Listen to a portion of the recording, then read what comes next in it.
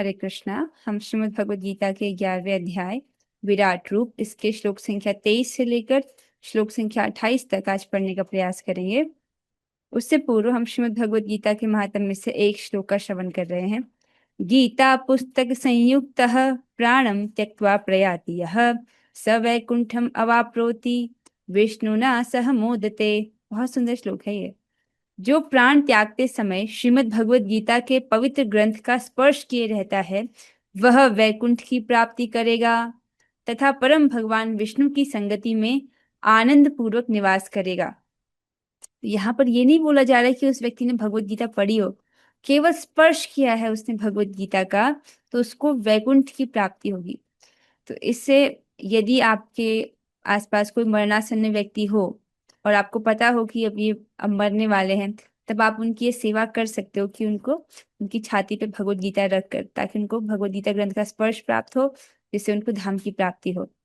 और अपने घर वालों को भी आप इन्फॉर्म कर दीजिएगा, क्योंकि जैसे मान लीजिए आप कभी मरणासन हो, ये घटना तो हम सबके जीवन में घटने वाली है ना, ये तो सब हम सबके जीवन में घटित होगा ही।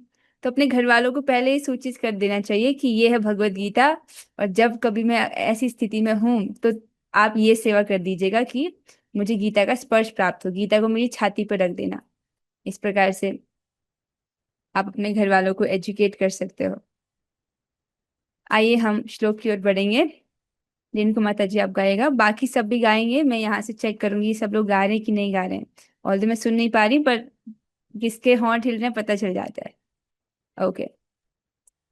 रूपम महत्ते बहुवक्त नेत्रम रूपं महत्ते बहुवक्त्र नेत्रम् महाबाहो बहुबाहुरुपादम महाबाहो बहुबाहुरुपादम् बहुदरम बहुदृष्टाकरालम बहुदरं बहुद्रष्टाकरालम् दृष्ट्वा लोका प्रविथितास्तथाहम् दृष्ट्वा लोका प्रवथितास्तथाहम् रूपम महत्ते बहुवक्त नेत्रम रूपं महत्ते बहुवक्त्र नेत्रम् महाबाहो बहुबाहुरुपादम महाबाहो बहुबाहुरुपादम् बहुदरम बहुदृष्टाकरालम बहुदरं बहुदंष्ट्राकरालम् दृष्ट्वा लोका प्रविथितास्तथाहम्।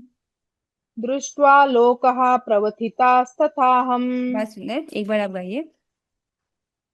रूपं महत्ते बहुवक्त्र नेत्रम् रूपम महत्ते बहुवक्त नेत्रम महाबाहो बहुबाहुरुपादम् महाबाहो बहुबाहुरुपादम बहुदरं बहुदंष्ट्राकरालम् बहुदरम बहुदृष्टाकरालम दृष्ट्वा लोकः प्रवथितास्तथाहम् दृष्ट्वा लोका प्रविथितास्तथाहम्। बहुत सुंदर।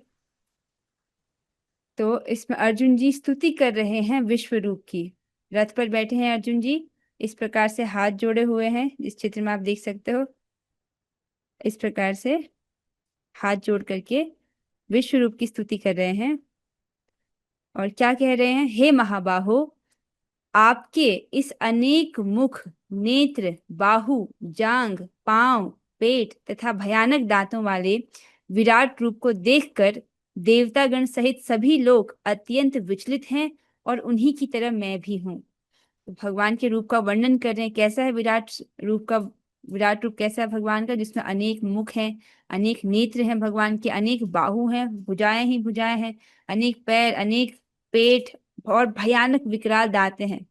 ऐसा भगवान का रूप देख करके जो सभी लोग हैं वो अत्यंत विचलित हो रहे हैं। और अर्जुन जी कह रहे हैं कि मैं भी विचलित हो रहा हूं, मैं भी घबरा रहा हूं आपका ये रूप देख करके। अन्वय देखेंगे। महाबाहो, हे महाबाहो, मतलब बहुत बलशाली भुजाओं वाले भगवान। बहुवक्त नेत्रम, अनेक मुख और नेत्रों वाले, मतलब अनेक मुख हैं, अनेक नेत्र हैं भगवान के। बहु बाहु उरुपादम, तो असंख्य बाहु हैं, असंख्य भुजाएं हैं भगवान की उस रूप में। और असंख्य उरु अर्थात उनकी जांघें हैं। और चरणों वाले, पादम अर्थात उनके पैर, बहुत अनेक पैर हैं। बहुदरम, अनेक उदरों वाले, और अनेक पेट हैं। तो इस प्रकार से वो भगवान का रूप देख रहे हैं। आप धारणा कर पा रहे हो कि कैसा रूप देखा होगा, कि जो पूरे जगह में फैला हुआ है, और भगवान के अंग भी अनेक हैं, और बहुत ही भयानक रूप भगवान दिखा रहे हैं। बहुदंष्ट्रा करालम, उसमें क्या है, बहुत से दांतों के कारण विकराल, विकराल शब्द का प्रयोग हुआ, अर्थात बहुत ही डरावना भगवान का रूप जो है वो प्रस्तुत हो रहा है। उसमें बहुत दाढ़ें हैं, बड़ी बड़ी दांत हैं भगवान के। ते आपके महत रूपम, आपके विराट रूप को देखकर, दृष्टवा अर्थात देखकर, लोका तथा अहम प्रवथिता, सभी लोग, तथा अहम अर्थात मैं, मतलब अर्जुन भी, प्रवथिता अर्थात अत्यंत भयभीत हो रहा हूँ। तो सभी लोग भी भयभीत हो रहे हैं, और मैं भी भयभीत हो रहा हूँ, आपका ऐसा विकराल रूप हमको, आपके ऐसे विकराल रूप को देख करके। अगला श्लोक देखिए। नभ स्पृशम दीप्त मनेक वर्णम, माता जी आप गाइएगा। नभ नभस्पृशं दीप्तमनेकवर्णम् व्याताननं दीप्त विशाल नेत्रम, व्याताननं दीप्तविशालनेत्रम् दृष्ट्वा हि त्वां प्रविथितान्तरात्मा, दृष्ट्वा हि त्वां प्रवथितान्तरात्मा धृतिं न विन्दामि शमं च विष्णो, धृतिं न विन्दामि शमं च विष्णो नभस्पृशं दीप्तमनेकवर्णं, नभस्पृशं दीप्तमनेकवर्णम् व्याताननं दीप्तविशालनेत्रम्, व्यात्ताननं दीप्तविशालनेत्रम् दृष्ट्वा हि त्वां प्रविथितान्तरात्मा, दृष्ट्वा हि त्वां प्रवथितान्तरात्मा धृतिं न विन्दामि शमं च विष्णो। धृतिं न विन्दामि शमं च विष्णो बहुत सुंदर, एक बार आप गाइए। नभस्पृशं दीप्तमनेकवर्णम् नभस्पृशं दीप्तमनेकवर्णं, व्यात्ताननं दीप्तविशालनेत्रम् व्यात्ताननं दीप्तविशालनेत्रम्, दृष्ट्वा हि त्वां प्रवथितान्तरात्मा दृष्टा हि त्वां प्रविथितान्तरात्मा, धृतिं न विन्दामि शमं च विष्णो धृतिं न विन्दामि शमं च विष्णो। बहुत सुंदर। अर्जुन जी आगे कहते हैं, हे सर्वव्यापी विष्णु। अब समझ आ रहा है सर्वव्यापी का अर्थ, भगवान का रूप हर जगह व्याप्त है। पृथ्वी, आकाश, उसके बीच में अंतरिक्ष, हर जगह व्याप्त है सर्वव्यापी विष्णु। पिछले श्लोकों में आपने इसका वर्णन सुना था। हे सर्वव्यापी विष्णु, नाना ज्योतिर्मय रंगों से युक्त आपको आकाश का स्पर्श करते, मुख फैलाए तथा बड़ी बड़ी चमकती आंखें निकाले देखकर भय से मेरा मन विचलित है। अब देख रहे हैं आप, भगवान के इस रूप को देख करके अर्जुन जी यहाँ पर भयभीत हो रहे हैं। अभी तक क्या था, वो अत्यंत आश्चर्यचकित थे जब उन्होंने शुरुआत में भगवान के रूप को देखा था, लेकिन अब इस वक्त पर वो भयभीत हो रहे हैं भगवान के इस रूप को देख करके। कैसा रूप है, जिससे नाना ज्योतिर्मय रंगों से युक्त है। तो अलग अलग प्रकार के रंगों से, अलग अलग प्रकार की रंगों की कांति भगवान से निकल रही है, और आपको आकाश का स्पर्श करते, मतलब इतना विशाल रूप है कि मानो आकाश का स्पर्श कर रहे हैं भगवान। ऊपर नीचे हर जगह तो भगवान का रूप फैला हुआ है। मुख फैलाए तथा बड़ी बड़ी चमकती आंखें निकाले देखकर, उनका मुख फैला हुआ है और बड़ी बड़ी आंखें भगवान की दिखाई दे रही हैं। उसको देख करके अर्जुन जी कह रहे हैं कि उनका मन भय से विचलित है। मैं न तो धैर्य धारण कर पा रहा हूँ, न मानसिक संतुलन ही पा रहा हूँ। तो स्पष्ट है अर्जुन जी ऐसा रूप देख करके धीरज नहीं बांध पा रहे हैं, और उनका मन विचलित हो रहा है, मानसिक संतुलन उसको नहीं प्राप्त हो पा रहे हैं। मतलब घबराए हुए हैं, इस रूप को देख करके भयभीत हो रहे हैं। तो यहीं पर विराट रूप का ही वर्णन है। एक और एक और श्लोक को देखेंगे हम। अब ऐसा रूप को देख करके अर्जुन जी जो है अपने मन का संतुलन नहीं बिठा पा रहे हैं, उनको बहुत भयभीत हो रहे हैं। श्लोक संख्या 25 पे देखिए, माता जी अब गाइएगा। दृष्टा करालानि च ते मुखानि, दंष्ट्राकरालानि च ते मुखानि दृष्टैव काला नलसन्निभानि, दृष्ट्वैव कालानलसन्निभानि दिशो न जाने न लभे च शर्मा। दिशो न जाने च लभे च शर्म प्रसीद देवेश जगन्निवास। प्रसीद देवेश जगन्निवास दृष्टा करालानि च ते मुखानि। दंष्ट्राकरालानि च ते मुखानि दृष्ट्वैव कालानलसन्निभानि। दृष्ट्वैव कालानलसन्निभानि दिशो न जाने न लभे च शर्मा। दिशो न जाने न लभे च शर्म प्रसीद देवेश जगन्निवास। प्रसीद देवेश जगन्निवास ठीक है माता जी, आप गाइए। दंष्ट्राकरालानि च ते मुखानि दृष्टा करालानि च ते मुखानि। दृष्ट्वैव कालानलसन्निभानि दृष्टैव कालानलसन्निभानि। दिशो न जाने न लभे च शर्म दिशो न जाने न लभे च शर्मा। प्रसीद देवेश जगन्निवास प्रसीद देवेश जगन्निवास। बहुत अच्छे। हे देवेश, हे जगन्निवास, आप मुझ पर प्रसन्न हो तो। प्रसीद देवेश जगन्निवास, हे जगन्निवास, हे देवेश, आज आप मुझ पर प्रसन्न हो। मैं इस प्रकार से आपके प्रलयाग्नि स्वरूप मुखों को तथा विकराल दांतों को देखकर अपना संतुलन नहीं रख पा रहा। मैं सब ओर से मोहग्रस्त हो रहा हूँ। तो अर्जुन जी भगवान का विराट रूप देख करके, उसमें भी भगवान ने अपना विकराल रूप दिखाया है। आगे के श्लोकों में वर्णन आएगा कि भगवान अपना काल रूप दिखा रहे हैं। तो उसमें भगवान के भयानक दाढ़ हैं, दांत हैं, और उनके मुख से प्रलय अग्नि जो है वो प्रज्वलित हो रही है। प्रलय के समय पर जो अग्नि होती है वो बहुत भीषण होती है, इतनी भीषण होती है कि लोग, सारे लोग उसमें नष्ट हो जाते हैं। सारे लोग नहीं, ऊपर के 4 लोगों को छोड़ करके नीचे के जो लोग हैं वो नष्ट हो जाते हैं। तो ऐसी जो अग्नि है भगवान के मुख से प्रज्वलित हो रही है।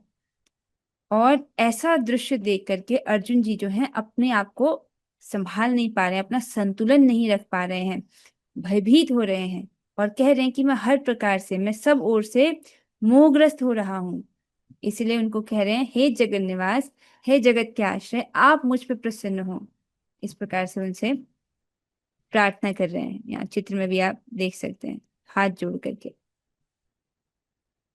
अन्य देखेंगे, ते आपके दृष्टा करालानी अर्थात भीषण दांतों के कारण।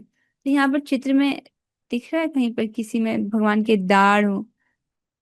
इसमें इस वाले फोटो में दिख रहा है कि भगवान के मुख से अग्नि निकल रही है और उनके दाढ़ भी है, मतलब बड़े बड़े विकराल दांत हैं। देखिए यहाँ चित्र रखा गया है ताकि आपको कुछ कुछ समझावट आए, लेकिन ये चित्र एकदम वैसा तो नहीं बना जैसा यहाँ पर वर्णन है, क्योंकि इसमें बोला गया मरुदगण भी है, अश्विनी कुमार भी है, शिव है, ब्रह्मा जी हैं। तो शिव जी को तो हम लोकेट नहीं कर पा रहे चित्र में। मतलब कुछ कुछ धारणा बनाने के लिए ये चित्र आपकी साथ। इस वाले फोटो में भी हम देख रहे हैं भगवान के दांत हैं।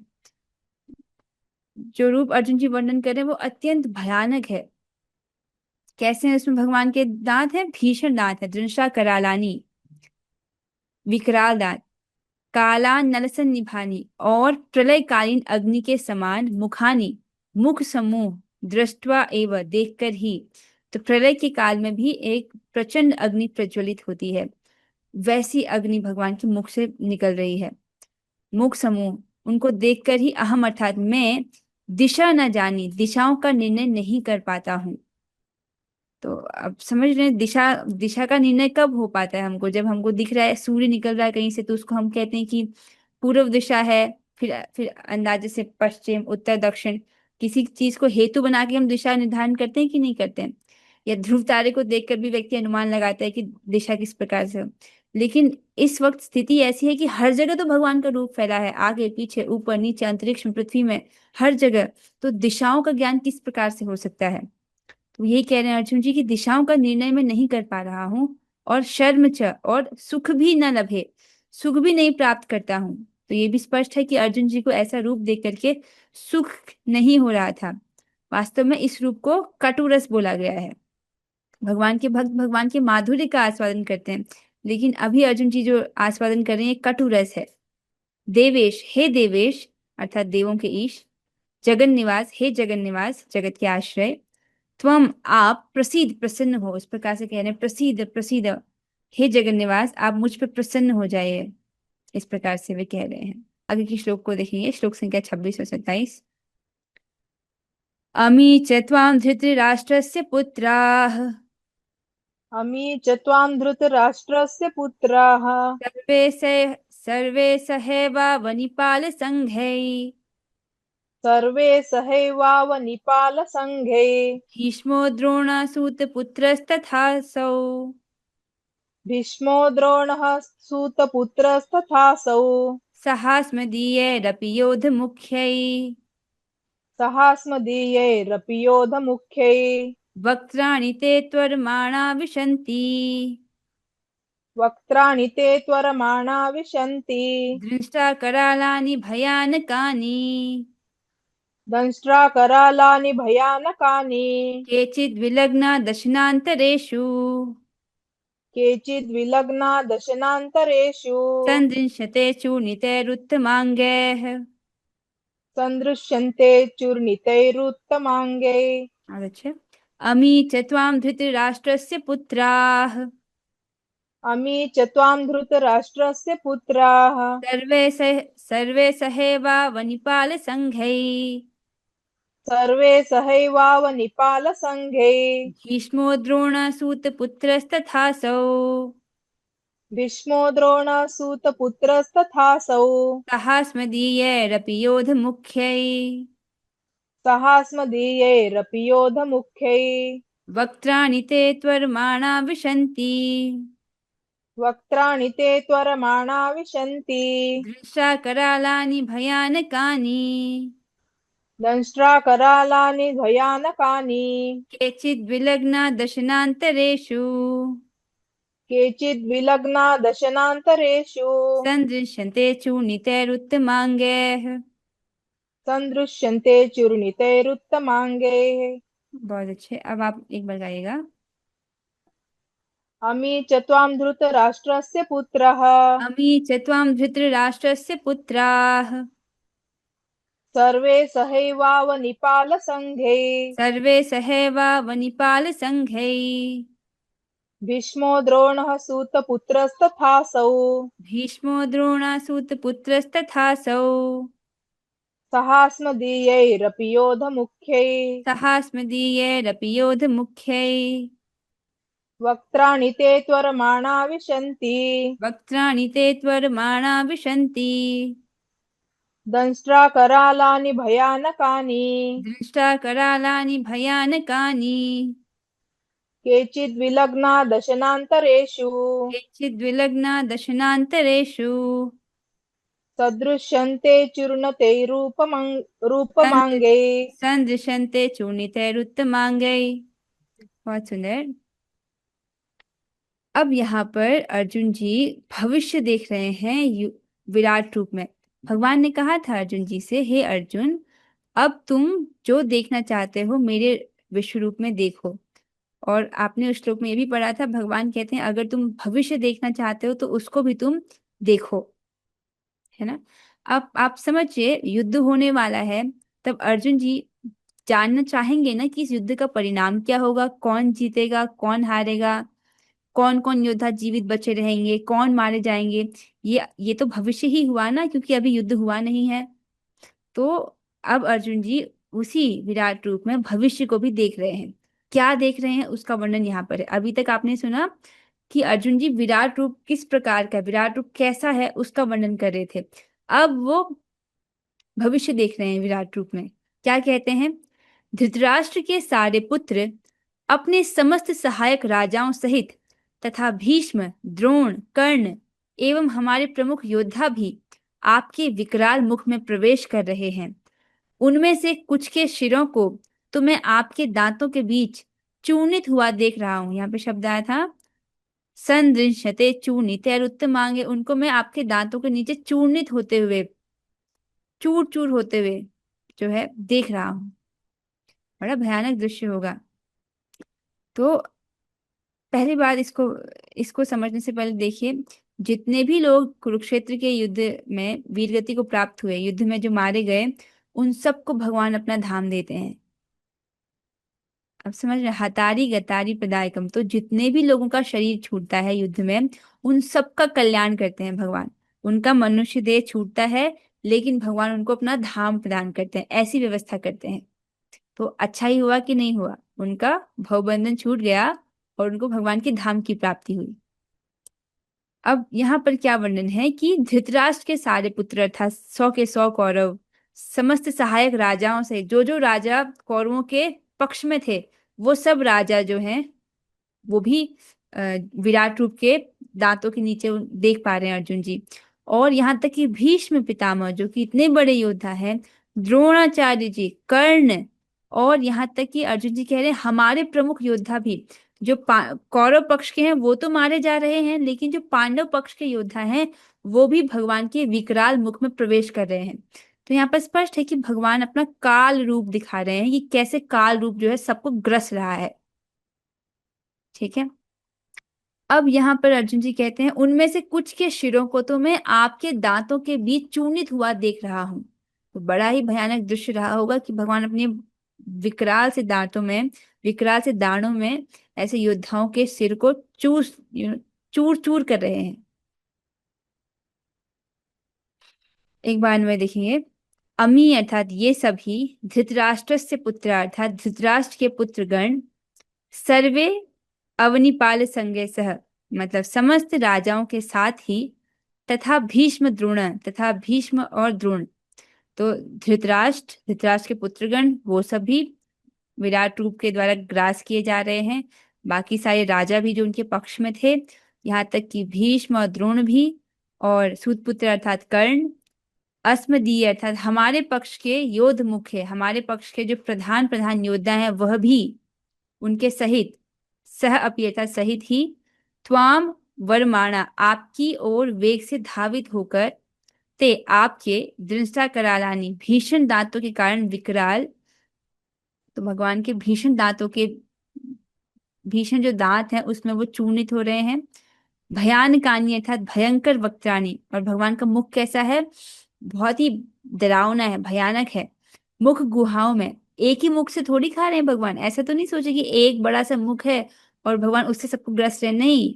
भगवान के अनेक मुख हैं, अनेक नेत्र हैं, अनेक हाथ, अनेक पेट, अनेक उदर हैं, ऐसा वर्णन अर्जुन जी कर चुके हैं। तो अनेक ऐसे मुख है प्रज्वलित भगवान के, जिनसे भगवान जो है काल की तरह सबको ग्रास कर रहे हैं। वक्त्राण्य अर्थात मुख गुहाओं में, मुख रूपी गुफा में, मतलब बड़े बड़े मुख हैं। विशंति प्रवेश कर रहे हैं। केचित अर्थात कोई कोई, चूर्णित उत्तमांगे, चूर्णित मस्तक होकर, किसी किसी का मस्तक जो है भगवान के दांतों में वो चूर्ण हो गया है।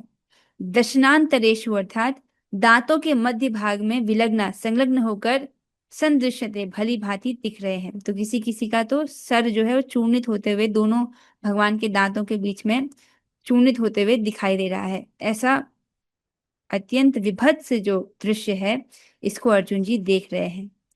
तो स्पष्ट है कि उनको भी अ, जो है वो अपना संतुलन नहीं बिठा पा रहे हैं, इसको देखकर उनका मन भी विचलित हो रहा है।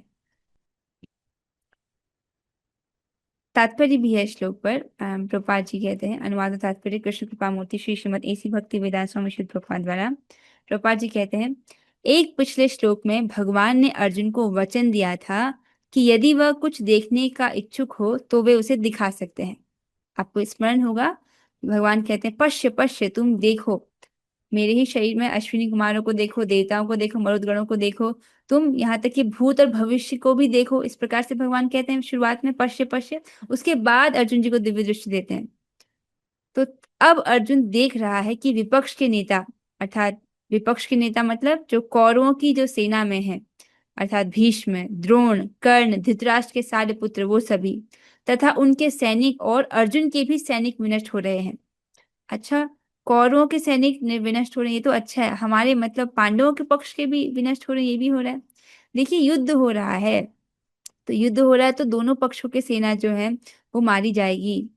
और लेकिन अच्छी बात यह है कि जितने लोगों ने इसमें देह त्यागा है, जितने लोग मारे जाएंगे युद्ध में, उन सबको भगवान अपने धाम की प्राप्ति कराएंगे।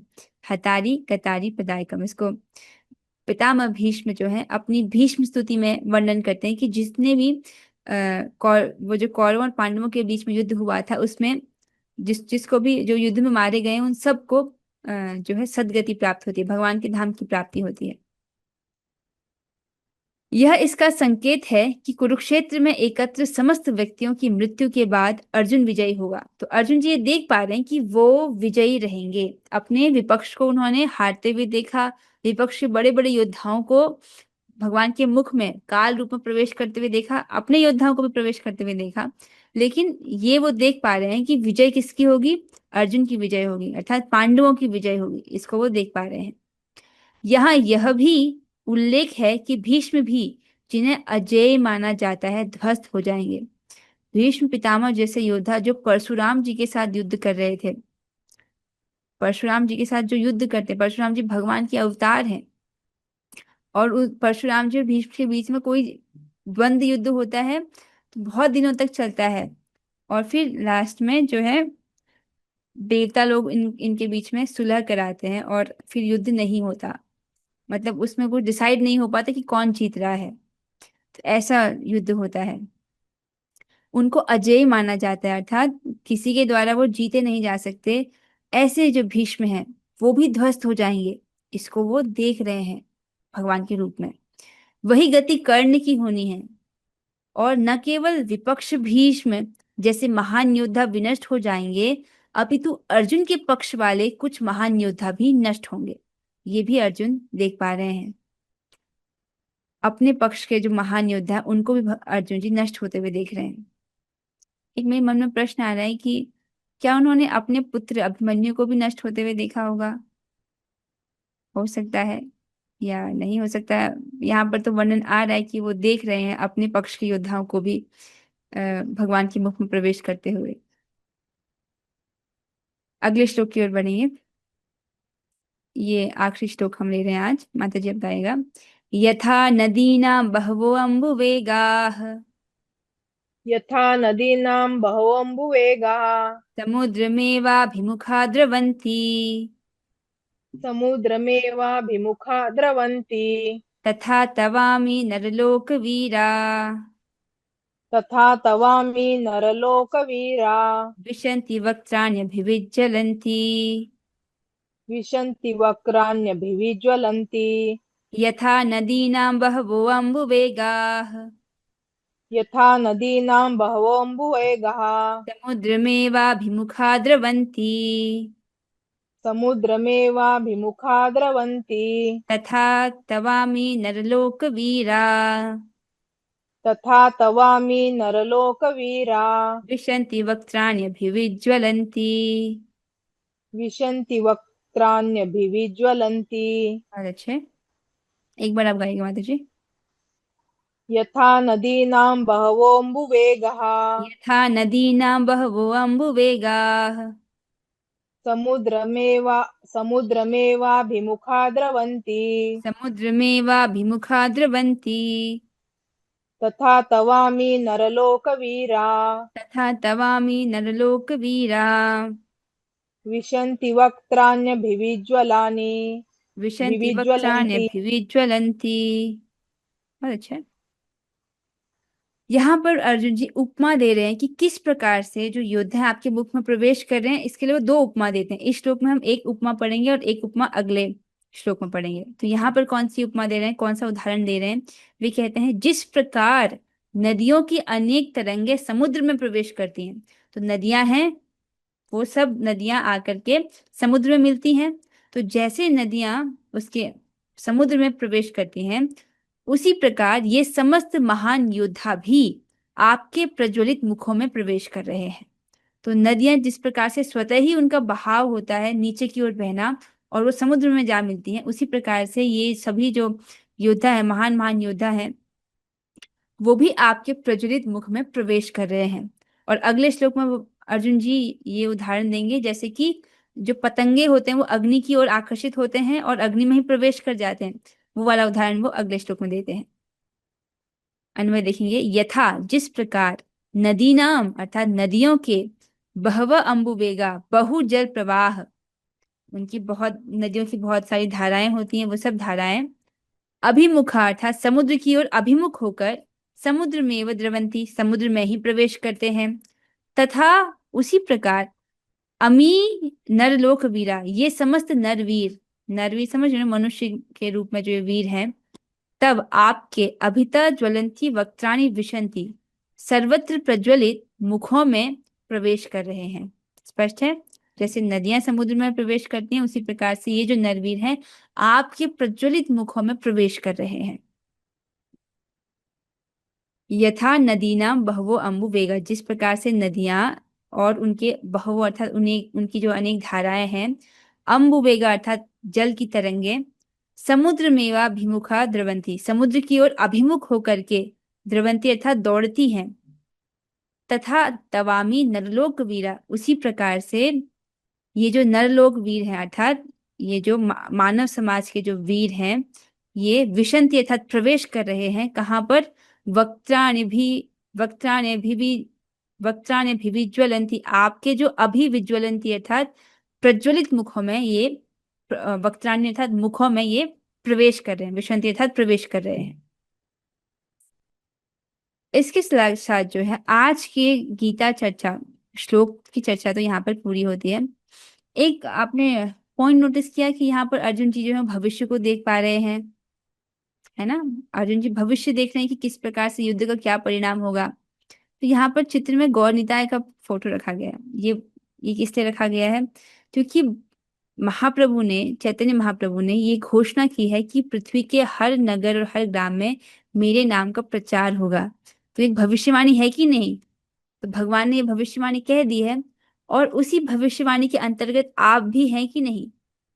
उन्होंने ऐसी भविष्यवाणी की और आपको हरे कृष्ण महामंत्र मिला कि नहीं मिला, तो आप भी उनकी भविष्यवाणी का हिस्सा हो। तो उनके ही जो महाप्रभु की जो लीला है वो ही चल रही है अभी, उनकी जो भविष्यवाणी है वो तो सत्य होकर ही रहेगी। तो हम सभी को भगवान ने अपनी भविष्यवाणी में इंक्लूड किया हुआ है। एक छोटी सी बात है अब जप के संबंध में, बहुत सुंदर बात है। जब दवाई काम कर रही है तो उसे बदलने की क्या आवश्यकता है।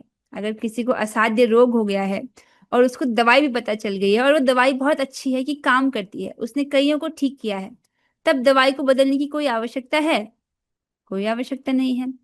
उसी प्रकार से हम सबका एक रोग है। कौन सा रोग है, अविद्या रूपी रोग या स्वैर आचरण करने का रोग, मतलब हम अपने मनमाने ढंग से कार्य करना चाहते हैं, या तो इस प्रकार से समझे या दूसरी भाषा में अविद्या रूपी रोग।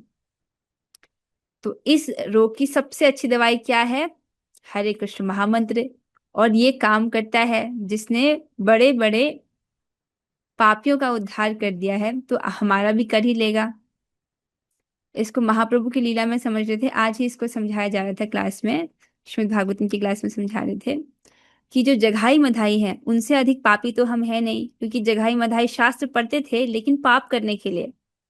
तो जो सबसे पापी व्यक्ति है उसका उद्धार हो गया है, तो जो बीच में है कहीं पर उसका भी उद्धार हो ही जाएगा। आप समझते हैं। तो इसलिए जो दवाई है अर्थात हरे कृष्ण महामंत्र है उसी को निष्ठा से आदर पूर्वक जपना चाहिए।